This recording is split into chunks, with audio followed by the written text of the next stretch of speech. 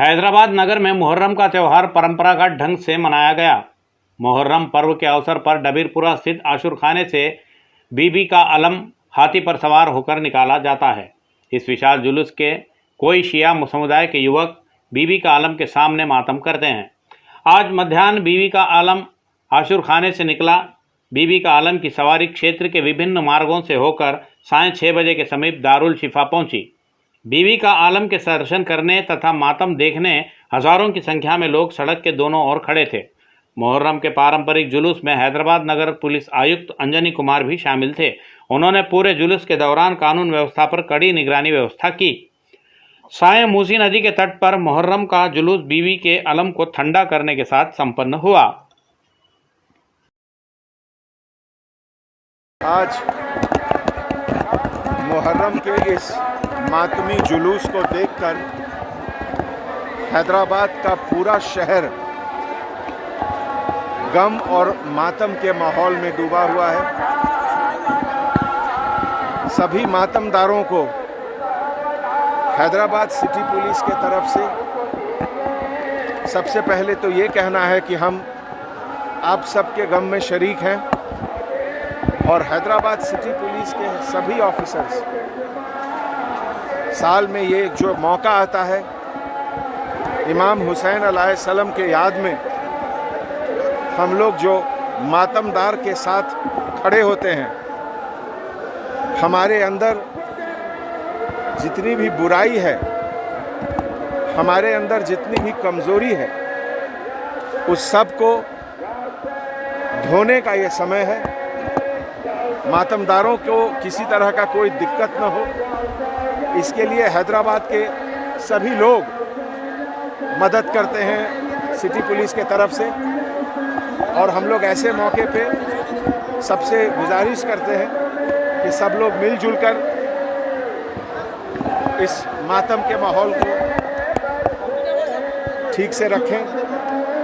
बस यही हमारी इंतज़ा है। शुक्रिया। वाईएसआरटीपी की नेता इंदिरा शोभन ने एक महत्वपूर्ण निर्णय लेते हुए उन्होंने घोषणा की कि वे टीएसआर पार्टी को त्यागपत्र दे दी है। इंदिरा शोभन ने बताया कि उन्होंने राज्य की जनता की उम्मीदों के मद्देनज़र वे पार्टी से अलग हो गई हैं। उन्होंने अपना त्यागपत्र पार्टी अध्यक्ष वाईएस शर्मिला को भेज दिया है। इंदिरा शोभन ने कहा कि राज्य की जनता के भलाई के लिए वे निरंतर संघर्ष करते रहेंगी। उन्होंने स्पष्ट किया कि वह जल्द ही अपनी भविष्य की रणनीति की घोषणा करेंगी और सार्वजनिक जीवन में रहकर तेलंगाना राज्य की जनता के लिए कार्य करेंगी। उन्होंने यह भी बताया कि तेलंगाना के लोग भविष्य में उसी तरह आदर करेंगे और आगे चलने का अवसर प्रदान करेंगे। राज्य के मंत्री तलसानी श्रीनिवास यादव ने कहा कि विश्व को मलेरिया रोग के मूल कारकों से परिचित कराने वाले महान व्यक्ति सर रोनाल्ड रॉस ही हैं। बेगमपेट स्थित सर रोनाल्ड रॉस इंस्टीट्यूट में विश्व मच्छर दिवस के संदर्भ में आयोजित एक कार्यक्रम में उन्होंने सर रोनाल्ड रॉस के नाम पर प्रकाशित पोस्टल कवर को जारी किया। इस अवसर पर मंत्री तलसानी ने याद दिलाया कि सर रोनाल्ड रॉस ने इसी भवन में अनेकों अनुसंधान एवं शोध कर सन 1897 में 20 अगस्त के दिन मलेरिया महामारी के मूल कारकों से विश्व को परिचित कराया था। उनके इसी शोध एवं अनुसंधान पर उन्हें 1902 में नोबेल पुरस्कार भी प्राप्त हुआ था, जो चिकित्सा क्षेत्र के इतिहास में मील का पत्थर बनकर आज भी खड़ा है। मंत्री ने बताया कि मलेरिया रोग से ग्रसित होकर जान गंवा रहे लोगों की हालत देख सर रोनाल्ड रॉस उन्हें मलेरिया से बचाने के लक्ष्य को लेकर अनेकों अनुसंधान किए। उन्होंने पता लगाया कि मलेरिया रोग के फैलने के लिए मादा एनाफिलिस मच्छर की मूल कारण है। उन्होंने इस मच्छर की वृद्धि को रोकने के कई सुझाव दिए और संपूर्ण विश्व को मलेरिया से मुक्ति दिलाया है। मंत्री ने बताया कि लोगों को मच्छरों के संबंध में सही जानकारी न होने तथा कुछ लोग स्वच्छता के मामले में लापरवाहियां बरतते हैं, जिस कारण वे बीमारियों के शिकार हो रहे हैं। उन्होंने कहा कि हम सभी अपने आसपास के क्षेत्रों को स्वच्छ रखकर अपने आप को रोगों से सुरक्षित रख सकते हैं।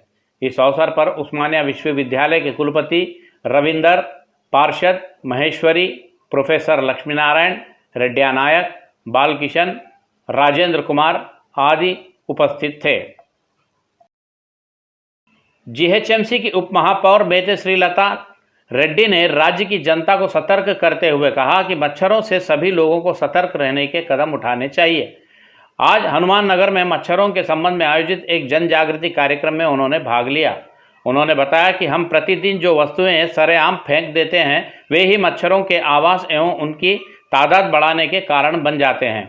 इस अवसर पर उप महापौर श्रीलता ने कहा कि अपने घरों सहित आसपास के क्षेत्रों को स्वच्छ रख लेना चाहिए।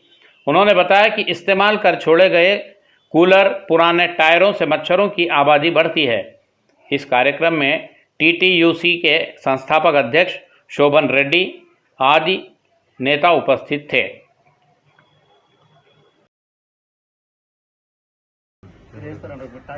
ఇదంతా మనకు ఎవరో చెప్తే తెలియాల్సిన అవసరం లేదు. మీకైతే ఆల్రెడీ అది తెలిసే ఉంటుంది. ఇది మనం నేర్చుకునేది ఏమి ఉండదు కాబట్టి మనది మనం శుభ్రంగా కొంతమంది ఏంటంటే పనులు ఉండేవి। सदाशिवपेट में संपन्न हुए मुहर्रम के कार्यक्रम में विधायक जग्गा रेड्डी ने भाग लिया। ताजिए अलमों के त्यौहार में उन्होंने मुस्लिम बंधुओं के साथ मिलकर मुहर्रम मनाया। इस मौके पर उन्होंने कामना की कि देश की जनता यथाशीघ्र इस कोरोना महामारी से मुक्त हो जाए। इसी संदर्भ में उन्होंने मुस्लिम बंधुओं को मुहर्रम की शुभकामनाएं भी दी। हर एक साल मैं सदाशिवपेट में जो या पीर के दिन कंपलसरी अटेंड होने का अटेंड होता हूँ। ये 2 साल के पहले तो कोरोना था, मुहर्रम भी नहीं कर सके। ये बड़ों का निशानी है मुहर्रम बोले तो, मगर अपन 2 साल का कोरोना के वजह से नहीं कर सके। ये साल तो मुहर्रम बना रहे हैं, इसलिए आज सदाशिवपेट आ रहा है बड़ा मेरे को। जो आज का दिन वो कमेटी के जो आशिरखाना जो कमेटी है या पिटल केरी में यहाँ के लतीफ़ यहाँ वो लोग का सदर कमेटी पूरा 1 महीने के बाद इसको जो पुराना साल का है जो आशिरखाना जो बहुत पुराना सालों का पुराना है उसका रिपेयर करना है, उसको अच्छा करने के लिए। हैदराबाद शहर के कुत्तापेट स्थित श्री अष्टलक्ष्मी मंदिर में श्रावण मास की रौनक बढ़ गई है। प्रतिवर्ष श्रावण मास के द्वितीय शुक्रवार के दिन वरलक्ष्मी व्रत का महिलाएं बड़ी ही श्रद्धा भक्ति के साथ आयोजन करती है। आज वरलक्ष्मी व्रत का पर्व होने से अष्टलक्ष्मी मंदिर में प्रातः से ही उत्सवों का आयोजन आरंभ हो गया है। अष्टलक्ष्मी मंदिर में माता की पूजा एवं पर्व भव्य रूप से आयोजित किए गए। माता का आज विशेष रेशमी वस्त्रों तथा स्वर्णाभूषणों से वरलक्ष्मी का विशेष अलंकार किया गया। मंदिर से संबंधित सभी धार्मिक अनुष्ठानों के पश्चात आम लोगों को दर्शन के लिए अनुमति दी गई। मंदिर समिति के प्रतिनिधियों ने बताया कि आज सायं माता वरलक्ष्मी का सहस्र दीपालंकरण सेवा, सुवर्ण पुष्पाभिषेक के अलावा सामूहिक रूप से वरलक्ष्मी व्रतों का आयोजन भी किया गया है। इस वर्ष के संदर्भ में हजारों की संख्या में भक्तों ने माता के दर्शन किए।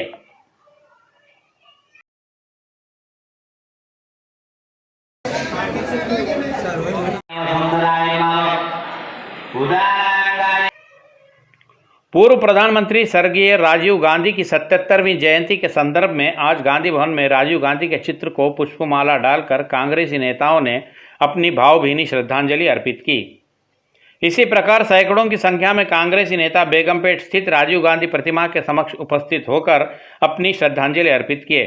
इस अवसर पर कांग्रेसी नेताओं ने राजीव गांधी द्वारा देश तथा पार्टी के लिए की गई सेवाओं की याद दिलाया। इस अवसर पर प्रदेश कांग्रेस कमेटी के अध्यक्ष रेवंत रेड्डी ने मांग की कि विधानसभा चुनाव लड़ने के लिए निर्धारित आयु सीमा 25 को घटाकर 21 वर्ष निर्धारित की जाए। उन्होंने युवाओं का आह्वान करते हुए कहा कि सभी युवा राजीव गांधी के आदर्श मानकर राजनीति में प्रवेश करें। मौके पर कांग्रेसी नेताओं ने बताया कि स्वर्गीय राजीव गांधी देश में आधुनिक तकनीकी को अपनाकर संपूर्ण भारत को विकास के पथ पर चलाए हैं। देश में कंप्यूटर, सेलफोन सेवाएं आदि उन्हीं के शासनकाल में आरंभ हुई है। इतना ही नहीं, अंततः उन्होंने देश के लिए अपने प्राण तक त्याग दिए हैं।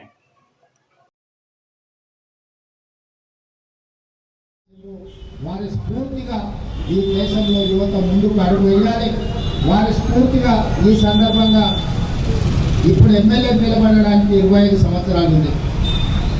ఐఏఎస్లు ఐపీఎస్ లాంటి అధికారులు జిల్లాలను 21 సంవత్సరాలకే సమర్థవంతంగా నిర్వహిస్తున్నప్పుడు యువతకు 21 సంవత్సరాలు నిండిన వాళ్లకు శాసనసభలో పోటీ చేయడానికి రాజ్యాంగ సవరణ తీసుకురావాలి. తప్పకుండా ఇది ఏఐసిసి అధ్యక్షురాలు శ్రీమతి సోనియా గాంధీ గారి దృష్టికి తీసుకెళ్ళి 21 సంవత్సరాలు ఉన్న ఓటు హక్కును రాజీవ్ గాంధీ గారు 18 సంవత్సరాలకు ఏ విధంగా అయితే తగ్గించిండో శాసనసభ ఎన్నికల పోటీలో 25 సంవత్సరాలకు అర్హత ఏదైతే ఉందో 21 సంవత్సరాలకు తగ్గించడం ద్వారా రాజీవ్ గాంధీ గారి స్ఫూర్తిని కొనసాగించే విధంగా శ్రీమతి సోనియా గాంధీ గారికి తెలంగాణ ప్రదేశ్ కాంగ్రెస్ తరఫున వారిని దృష్టికి తీసుకెళ్లి తప్పకుండా యువతకి దేశ నిర్మాణంలో భాగస్వామ్యం చేయడానికి రాజీవ్ గాంధీ గారిని స్ఫూర్తి తీసుకొని మేము ముందుకెళ్తామని ఈ సందర్భంగా తెలియజేస్తూ మిత్రులకు మరొకసారి పెద్దలు వి హనుమంతరావు గారు ఒక మంచి కార్యక్రమం. चंदानगर पुलिस थाना परिधि में आज एक बड़ी दुर्घटना होते होते टल गई। शेरीलिंगमपल्ली स्थित गुलमोहर पार्क कॉलोनी में एक भवन निर्माण के लिए हटाए जा रहे बड़े भारी पत्थर पास ही स्थित एक मकान की दीवार पर गिरने से इस मकान की सुरक्षा दीवार पूरी तरह से ढह गई। इसी कार्रवाई के दौरान और एक विशाल पत्थर बाजू के मकान की छत पर गिरने से घर में रह रहे लोग भयभीत होकर घरों के बाहर निकल आए। भय के शिकार हुए लोगों ने चिंता व्यक्त करते हुए बताया कि बिना किसी सुरक्षा इंतजामों के इतने बड़े बड़े पत्थर कैसे हटाए जा सकते हैं। लोगों ने यह भी बताया कि हमारे मकानों में छोटे छोटे बच्चे हैं, उनमें से किसी को कुछ हो जाता तो हमारी क्या हालत हुई होती। इस घटना की सूचना मिलते ही स्थानीय पुलिस घटनास्थल पहुंच गई और वहां की स्थितियों का जायजा लिया। पुलिस ने लोगों को आश्वासन दिया कि पीड़ितों को उचित न्याय दिलाया जाएगा। इस घटना के तुरंत बाद एक परिवार ने तो तत्काल मकान खाली कर दूसरी ओर चला गया। पुलिस ने बताया कि पत्थर हटाने वाले ठेकेदार के खिलाफ कार्रवाई की जाएगी। साइबराबाद पुलिस ने पुनः एक बार फिर वाहन चालकों से आग्रह किया है कि सड़कों पर वाहन चलाकर जाते समय काफ़ी सतर्क होकर वाहन चलाएं। पुलिस ने सिर पर हेलमेट पहनने के बाद उसका ट्रिप न लगाने से होने वाले दुर्घटनाओं की जनता को जानकारी दी है। साइबराबाद पुलिस ने इससे संबंधी एक वीडियो को अपने ट्वीट खाते में पोस्ट किया है। पुलिस ने बताया कि दिखाने के लिए हेलमेट पहनने के बाद उसका ट्रिप न लगाने से कोई लाभ नहीं है, कहकर लोगों को सतर्क किया गया है।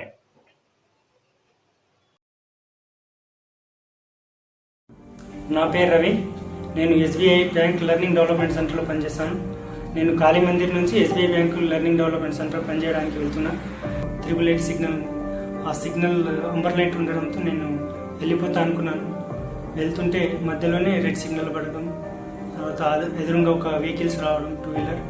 నేనే ఆ వెహికల్కి డైరెక్ట్ ఢీకొన్న తర్వాత నేనే కింద పడ్డాను. కింద పడ్డప్పుడు నా తల నుండి నాకున్న హెల్మెట్ ఊడిపోయినాక నాకు తలకు కొద్దిగా గాయం జరిగింది. అదృష్టవశాత్తు నేను బతికి బయటపడ్డాను. కానీ అటువంటి అదృష్టం అందరికీ రాదు. అందరూ హెల్మెట్ పెట్టుకున్నా దానికి క్లిప్పింగ్ పెట్టుకోవాలి. సిగ్నల్ జంపులు కావద్దు. నేను సిగ్నల్ జంప్ కావడమే ఇది నాకు ప్రమాదం జరిగింది. సిగ్నల్ జంప్ ఎవరు కావద్దు.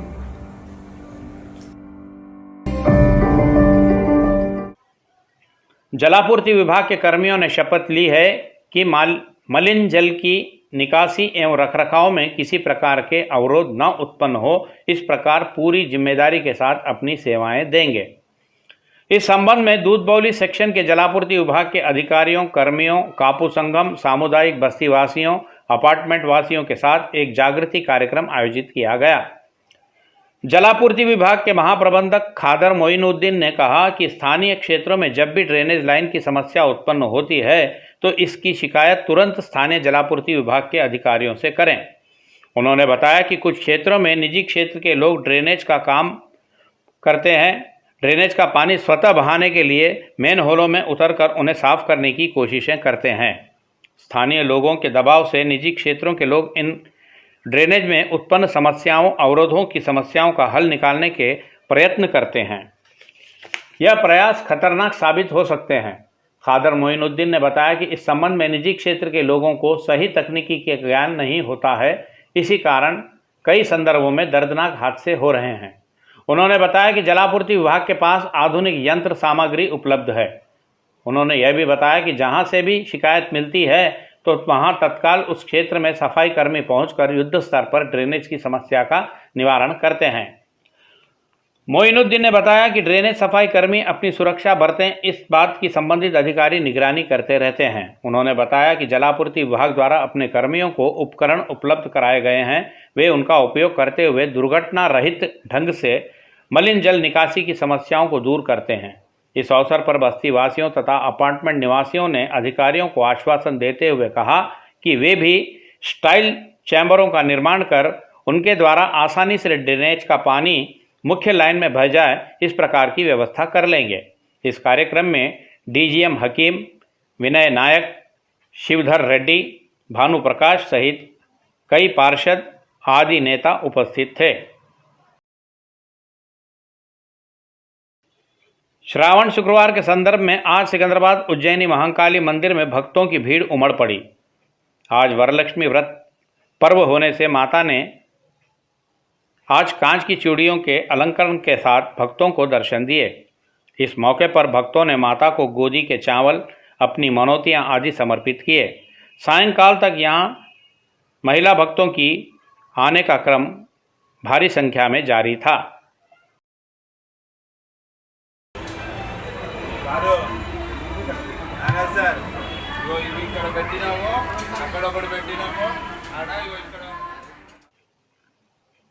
हिंदू मासों में श्रावण मास को काफ़ी पवित्र एवं त्योहारों का मास माना जाता है।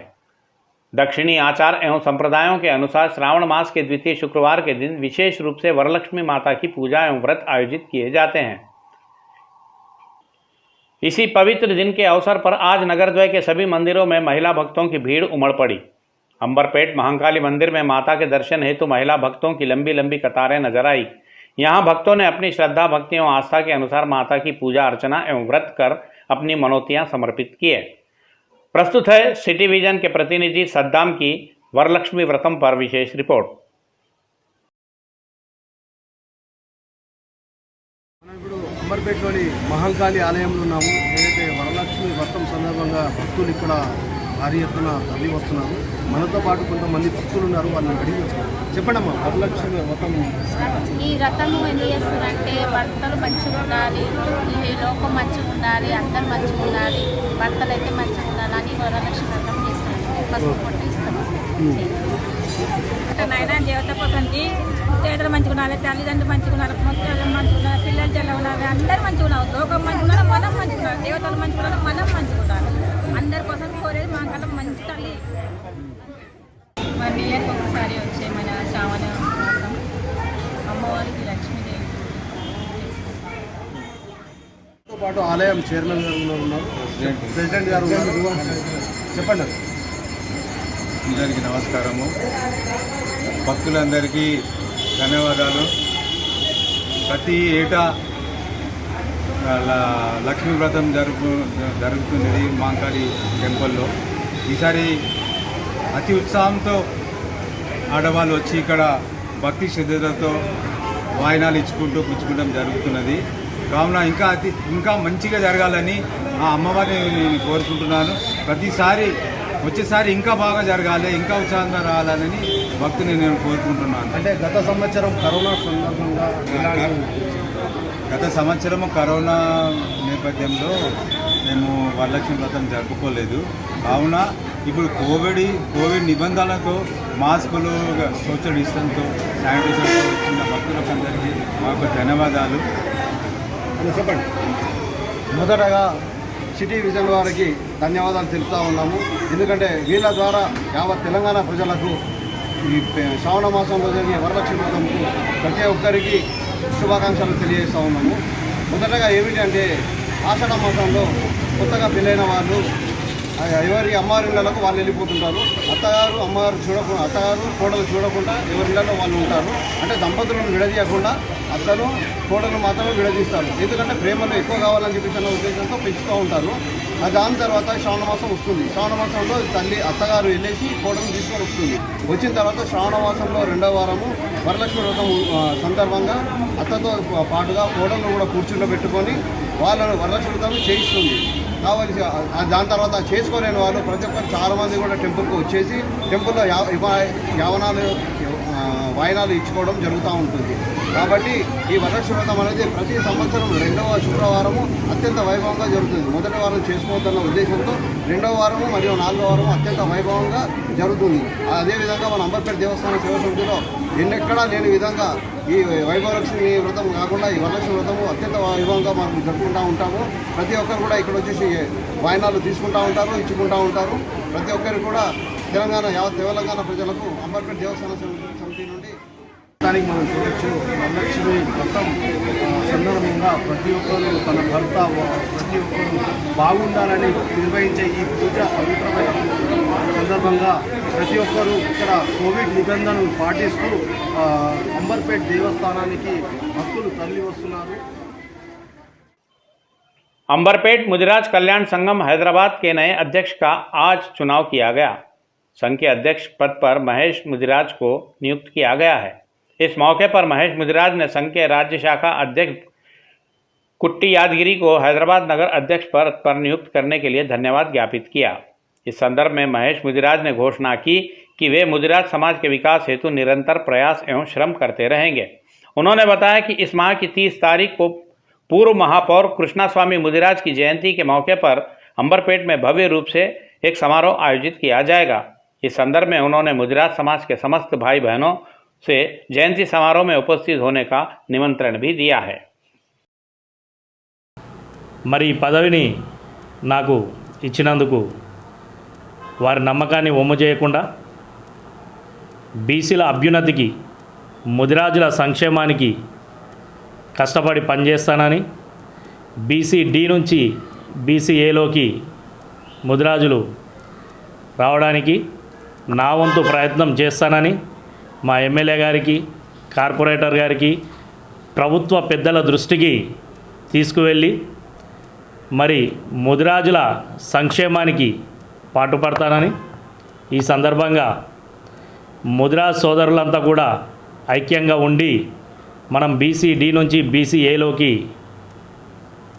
వెళ్ళడానికి ముదిరాజ్ సోదరులందరూ కూడా కలిసికట్టుతో ఉండాలని, అందరూ ఒకతాటిపైకి రావాలని ఈ సందర్భంగా తెలియజేసుకుంటున్నాను. सोमाजीगुड़ा प्रेस क्लब में आज हथकरघा पीड़ितों की बैठक संपन्न हुई। इस अवसर पर हाल ही में दिल्ली में आंदोलन कर लौट आए हथकरघा परिवारों से संबद्ध महिलाओं का भव्य सम्मान किया गया। इसी मौके पर आत्महत्या कर लिए हथकरघा कर्मियों के परिजनों की व्यथा देश की राजधानी तक ले जाने की भी सराहना की गई। हथकरघा संघ के नेताओं ने कहा कि स्वतंत्रता संग्राम से लेकर आज तक हथकरघा परिवार कई प्रकार की आर्थिक समस्याओं का सामना करते आ रहे हैं।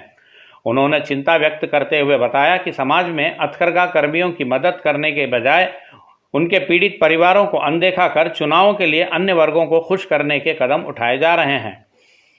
इस अवसर पर राष्ट्रीय हथकरघा कर्मी कार्यवाही समिति के प्रतिनिधियों ने कहा कि मुख्यमंत्री केसीआर में यदि थोड़ी भी ईमानदारी है तो वे हर एक हथकरघा परिवार को 5-5 लाख रुपयों की आर्थिक सहायता प्रदान करें। उन्होंने सरकार से मांग की कि राज्य के हथकरघा परिवारों की आर्थिक स्थितियों की जांच भी करवाएं। इस अवसर पर कमेटी के चेयरमैन सुरेश, वरिष्ठ दलित नेता बेबी राजू, पिछड़ी जाति के नेता मल्लैया, प्रमुख पत्रकार पाशम यादगिरी सहित हथकरघा परिवारों को पीड़ित महिलाओं का भी सम्मान किया गया। रंगारेड्डी जिला महेश्वरम विधानसभा क्षेत्र के मीरपेट नगरपालिका परिधि में बालापुर चौराहे पर पूर्व प्रधानमंत्री स्वर्गीय राजीव गांधी की 77वीं जयंती समारोह भव्य रूप से आयोजित किया गया। इस अवसर पर भारी संख्या में उपस्थित कांग्रेसी कार्यकर्ताओं तथा नेताओं ने स्वर्गीय राजीव गांधी को श्रद्धांजलि अर्पित की। इस अवसर पर गरीब लोगों में फलों का वितरण भी किया गया। इस कार्यक्रम में मीरपेट नगरपालिका कांग्रेस अध्यक्ष सामिड़ी गोपाल रेड्डी, पन्नाला सुरेश, पद्मा सहित अन्य कई कार्यकर्ताओं और नेता उपस्थित थे।